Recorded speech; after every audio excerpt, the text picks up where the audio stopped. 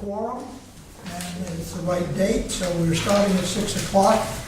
The first item on our agenda is a presentation of awards from the Rhode Island State Science Fair. My understanding is that Megan Dolan, and forgive me if I'm mispronouncing any names, Megan Dolan and Sierra Maturi worked together on this as winners, first place winners in the senior division. We'd like to see an explanation of your presentation, and if you bring it up here, then it'll be on our camera and it'll be recorded because we tape all of our meetings so people can follow up with it. People are watching you. Oh gosh. Now, you're Megan? Yes. Okay. How can you tell? I was guessing.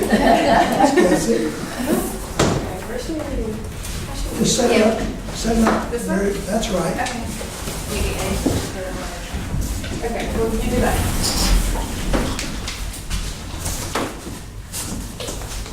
Go around so I can see.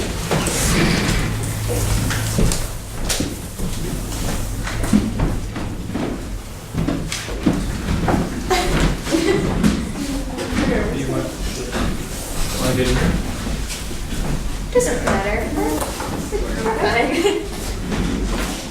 Okay, so we did, oh, okay, sorry. So we did our project on, it was called How Can Daphnia Be Used as Biological Indicators for Potable Water? And so in biology class, when we were doing this project, we were learning about like people who don't have clean water in underdeveloped countries, and so we decided to kind of base our project off of that in a way to help people.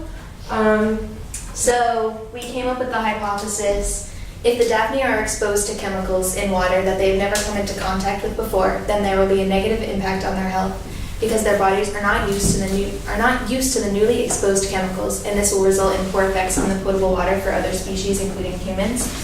So we kind of base this off of fertilizer runoff and other chemicals. So fertilizer is a great way for plants to grow, of course, but when it rains and the fertilizer runs off into streams and rivers, it is hard for organisms to survive with these conditions. So how we did this was we created we used three different kind of chemicals. We used liquid fertilizer, vinegar to simulate acid rain, and we used dish soap. And we created dilutions of all of these. We created a 50%, 25%, 12.5, 6.25, and a 3.125% dilution of all of these. And how we did this was we would add a milliliter of the substance and a milliliter of water, and then to lessen the dilution, we would add 1 more milliliter of water. And so for the liquid fertilizer, and then we would add the Daphnia to this. So for liquid fertilizer, the Daphnia didn't survive up until the lowest solution that we did, which was the 3.125% dilution. And the Daphnia are very, very sensitive organisms. The longest they can actually survive is 1 to 2 days. So, and basically if you touch it with your finger, it'll die because it's so sensitive. So we determined that if such a sensitive organism could survive in a 3.125% dilution of liquid fertilizer to water, then that could roughly be what humans can consume without as many side effects. So then we tested, we made another dilution of vinegar and water. So the vinegar is simulating acid rain. So the Daphnia did not survive until the pH 4 level. So with the acid rain, we had to test the pH level of the water instead of making dilutions, since the acid rain is tested with pH levels. So we did again 6 pH levels, and it didn't survive until the 4th level. So we kind of assumed the same thing, that if the Daphnia could survive in acid rain at pH 4, then humans would be able to consume this water. And then finally we did dish soap, and this one was kind of a weird trial because our biology teacher combined an old culture of Daphnia with a new one. So as you can see, the Daphnia survived incredibly well in the 50%, which was kind of strange, but they didn't survive in the 25 and the 12.25%. And we believe this is because we accidentally took 2 Daphnia that were kind of at like the end of their life cycle, so they weren't going to be able to survive either way in any of the dilutions. But we want to keep it in the project just because it's kind of natural, and that's something that we can improve on if we decide to do it again next year. So yeah, that was basically our project. Any questions? Yes. Okay. It's been a long time since I took that course. Where do you get this creature? The Daphnia? So we asked our biology teacher, and he was just like, "I'll handle it," and he ordered it off of like a science website that we use for a lot of material to get a lot of materials in class, and it took like probably a day to be shipped in the mail, so we had very limited time to work with each culture. Because they have such a short lifespan. Yeah, they have so- like 1 to 2 day lifespan. Yeah, so they would come in and we would You had to instantly have do it to. immediately. Yeah. Does this apply to any kind of water, like Bristol County or well water or? It's mostly fresh water. Well, I know, but I mean for drinking water. Yeah, Yes. yeah. Like any kind of drinking water is good. How large are these creatures? Big. They're incredibly small. You can't really see it from here, but we have a photo, and they're basically, I don't even know how to describe the size of it. Yeah. They're like They're almost a invisible to the dot, a eye. small, yeah. It took a long time to try to actually get them out of their culture, because we had to use a pipette and kind of like suck them out, but they were just like so small and they moved around so fast that it was really difficult. We had to zoom in very close under a microscope to be able to see them and track their heart rate to see if they were still alive in the dilution. Okay. That's very good. Here we have our paper and just some observations if anyone wants to see those. And get all that information. That's great. And what did your biology teacher think of it? He loved it. He loves Daphnia. Yeah. He's the one who told us about it. He was like, we found this, like, I love this really cool organism called Daphnia. You should look it up. And we were like, okay. And so, yeah, he really liked Kind it. of went along with it. Very good. Thank you.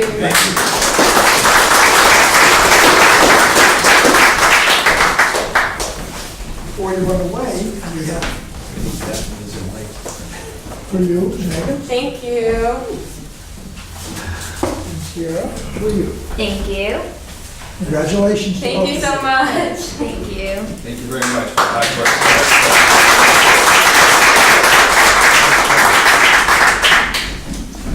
Next is Brooke Damaris. Am I saying that correctly? Yes. Please. So unfortunately, I don't have my backboard, Well, come but on I here have anyway.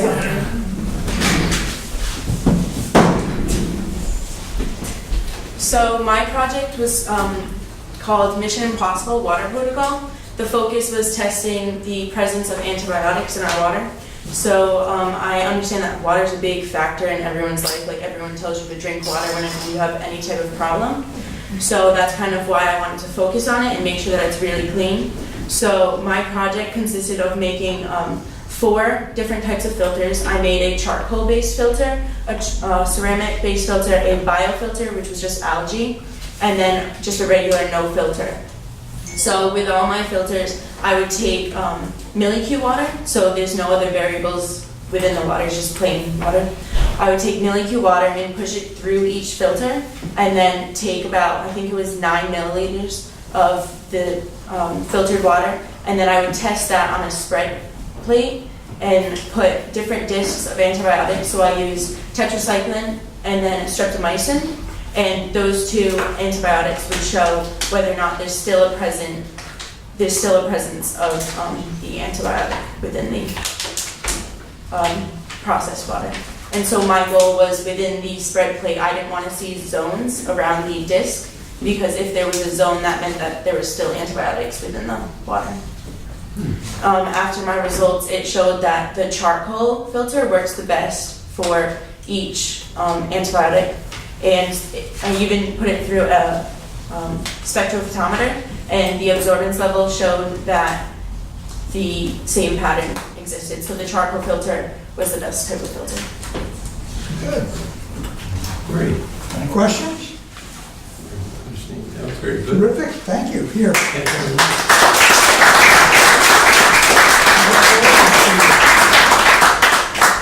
Perhaps that's why charcoal filters are so popular. And finally, we have the winner in the junior, first place winner in the junior division, Angelina Duchesne. Did I pronounce that correctly? Come forward, please.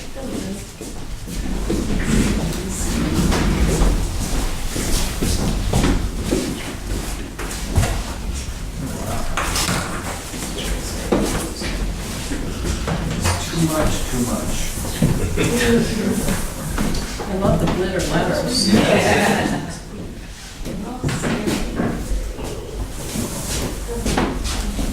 So I did the effect of fertilizer on different water qualities in the Kikkoman River.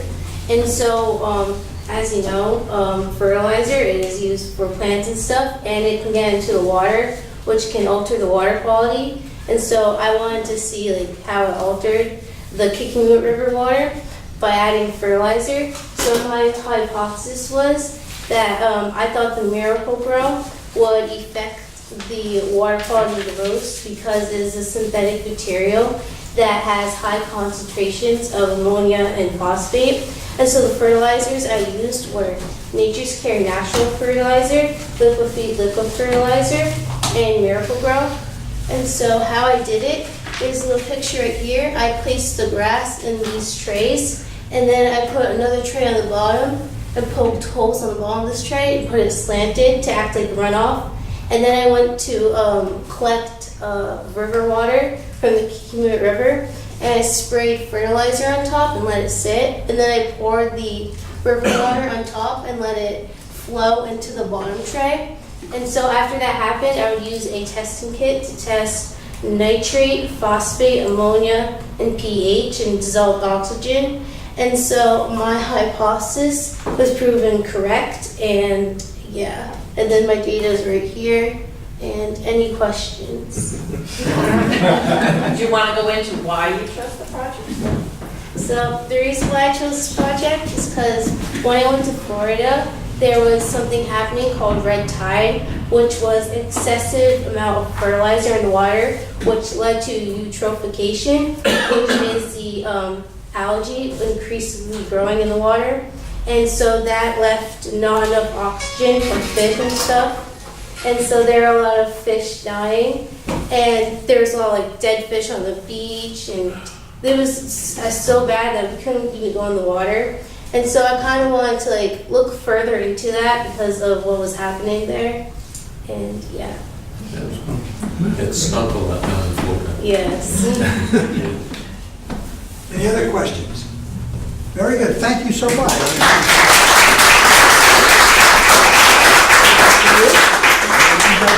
Congratulations to you.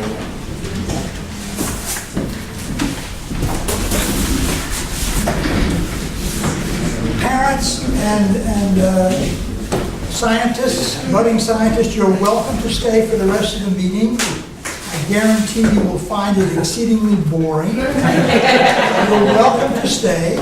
Otherwise, we'll take a moment and let you leave the place at your own pace. Declare a 2-minute recess here. Thank you for coming. I'm struck with all the winners being female. That's great. Thank you. Very much. Congratulations all of you. Come in. Go up. Yeah. My pleasure. Yeah. I'll go up. Yeah. All right. Go up. Go up. Thank you. Okay, we're back in business. Next item is an update, annual report, and FY 20 audit. Son just left. Ma'am, you want me to? Oh, sorry.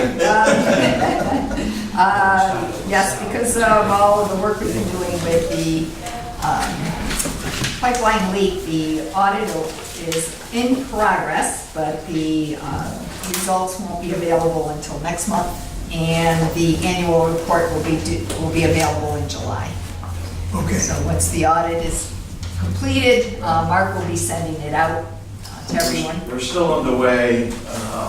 We have a smaller crew, a little less experienced that are going through it, and be another, right now, they've finished on site, but we're going back and forth from their office to my office, so everything's fine so far, so we're in good shape. Gotcha. Any questions? Nomination and election of officers. Mr. Chairman, Yes, sir. I'd like to move the nomination of Alan Klepper for another term as chairman. Second. Other nominations? Guess we're ready to vote. We need 6 affirmative votes and at least 1 from each town. All those in favor, raise your hand. It is unanimous. Thank you all. Is this because nobody else wants to step in at this point in time? Man for the job! Okay, thank you very much. For vice chair, again, 6 votes, and it should be in a municipality other than where the chairman resides. Mr. Chairman, I'd like to move the nomination of William Goslin, vice chair. I'll second it. Any other nominations? We're all set. Those in favor of Bill Goslin, raise your hand. Again, unanimous. Thank you very much. And finally, secretary treasurer, we have it listed as treasurer secretary. Usually it's called secretary treasurer, but whatever. Is there anything official? Since did we combine it that way, or did we? Okay. Whichever. Usually it's called secretary treasurer, but whatever. For treasurer secretary or secretary treasurer. Mr. Chairman, as they do in the political conventions, it's my great honor to nominate my old classmate from Warren High School, Mr. Raymond Palmieri. Senior. Junior. Second. All those in favor? You're supposed to say the town, the great town of Warren nominates. Then we should all be waving signs. Yes, sorry. Well, that's good. We're all set.